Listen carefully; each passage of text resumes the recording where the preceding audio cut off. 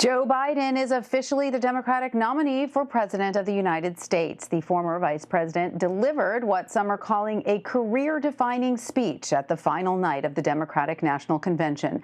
Biden took direct aim at President Trump, saying he has, quote, cloaked America in darkness for much too long. After accepting the nomination, Biden watched a fireworks show in his hometown of Wilmington, Delaware. Ed O'Keefe has more. The current president has cloaked American darkness for much too long. If you entrust me with the presidency, I will draw on the best of us, not the worst. I will be an ally of the light, not the darkness.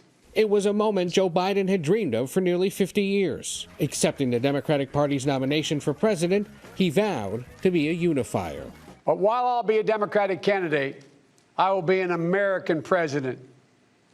I'll work hard for those who didn't support me, as hard for them as I did for those who did vote for me.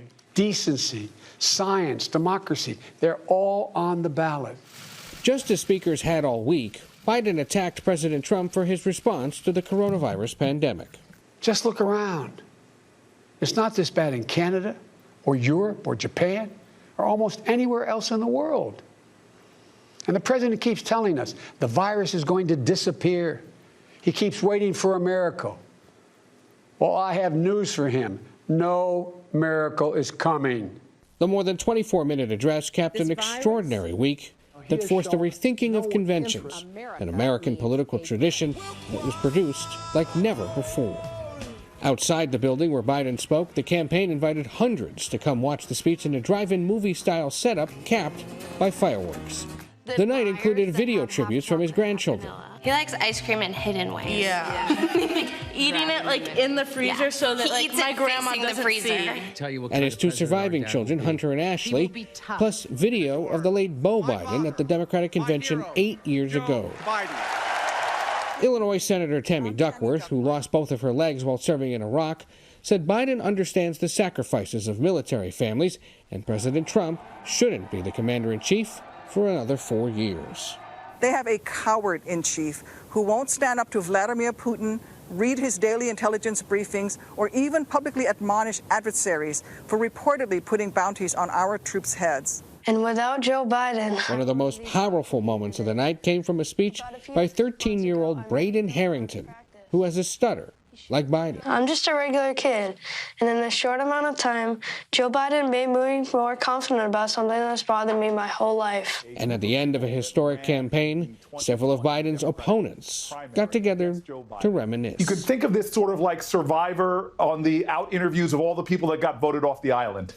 Ed O'Keefe, CBS News. Let's bring in CBS News political contributors and Democratic strategists Joel Payne and Antjuan Seawright. Welcome, gentlemen. I have the same question for both of you to start off. How would you put into words the last 4 days of the Democratic Party as a whole? Joel, let's start with you. I would just say it was a blueprint for unity. Not just unity within the Democratic Party, which was certainly on display. You saw all of Joe Biden's former contestants in the Democratic primary, just that recent package that you had there with Ed. You saw many of the disparate, progressives and people in the middle in the Democratic Party, but you also saw Republicans. You saw the plan to rebuild trust in America and to restore the soul of the nation. And I think that that was a really effective message point. And then I think it was capped off by what has to be called the most riveting and the most impactful speech of Joe Biden's career last night. I thought at the beginning of this process, he needed to give the Democratic Party and all the people who were supporting him 4 good hours this fall. I think he just gave you an hour. He gave you a good hour that that is going to be very important for him in the final analysis to actually win this thing in November. All right, Antjuan, how would you summarize the past 4 days for the Democratic Party?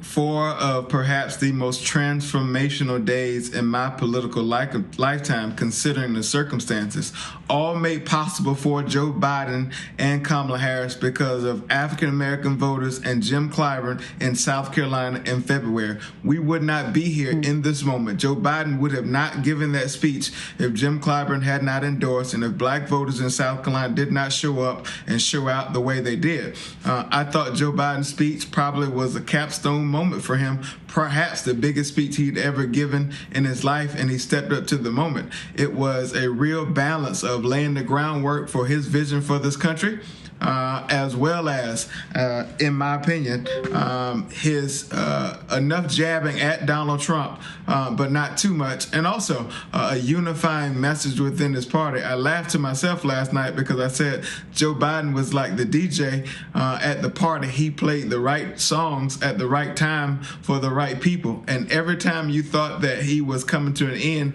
he came back with something better, and I was very proud of him last night. All right, so I want to know, though, despite all that praise, Joel, were there any missed opportunities at the DNC? Perhaps something you would have liked to see the party seize on more?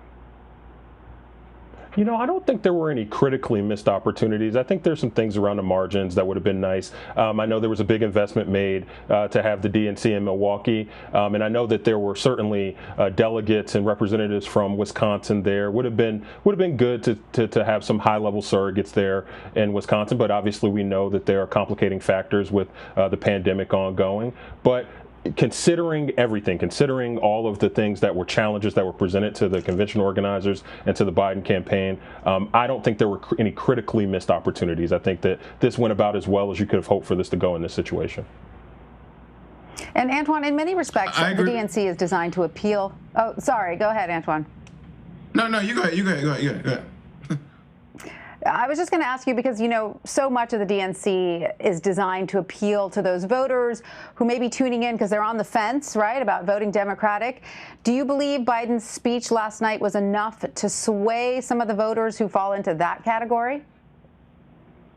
Oh, I think he spoke to every single corner of the Democratic Party, but I also think he reached across the street and was able to speak to voters who may not always hear the Democratic message or may not be in tune with some of the ideas that come from Democratic candidates. It was a very unifying speech, not just for the Democratic Party, but I think he looked presidential. It looked like a presidential address last night, and that is part of who Joe Biden is, someone who's been criticized by people in my party for wanting to work across the aisle to deliver the promises that the American people so rightly deserve. I think that speech last night spoke directly to some of the hearts and concerns for generations in this country for a very long time.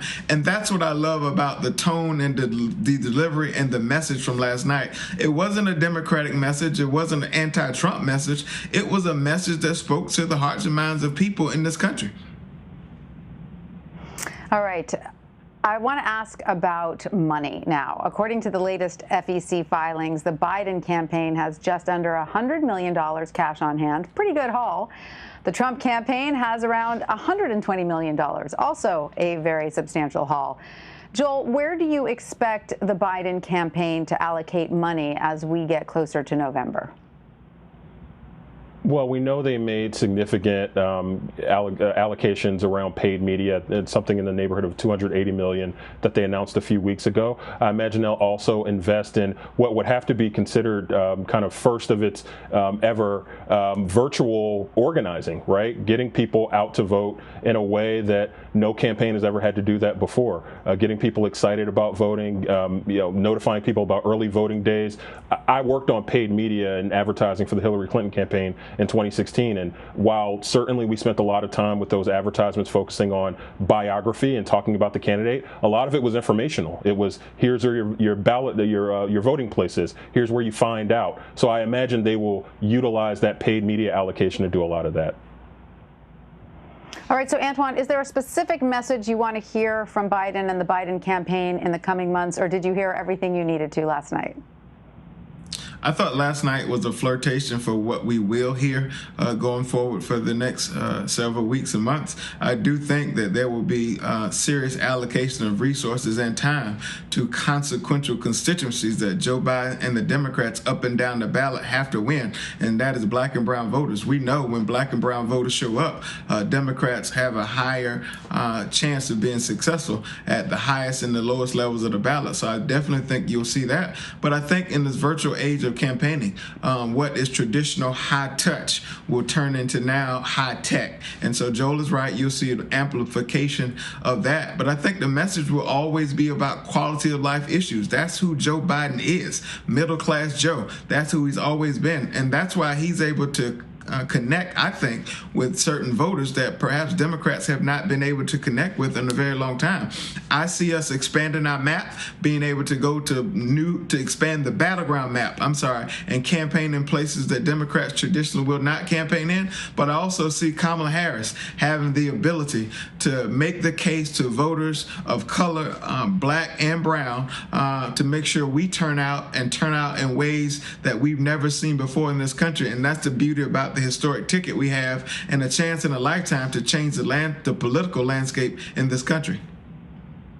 All right, Joel Payne and Antjuan Seawright, thanks to both of you for joining us. Always a pleasure.